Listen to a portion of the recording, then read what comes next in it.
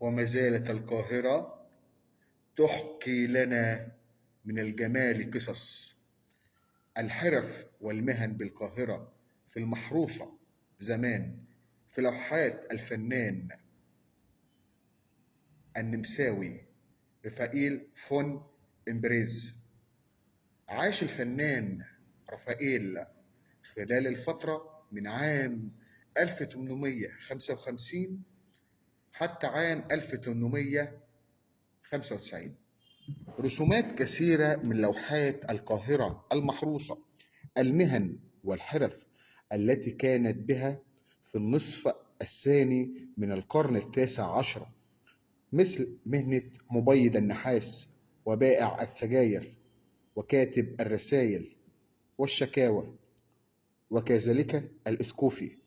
وهنتكلم عن كل مهنة فيما بعد. هنتكلم عن مبيض النحاس، وكانت مهنة مهمة قد إيه في القرن التاسع عشر حتى الفترات القريبة حتى 1900. هنتكلم عن بائع السجاير وكتاب الرسائل. إيه رأيكم؟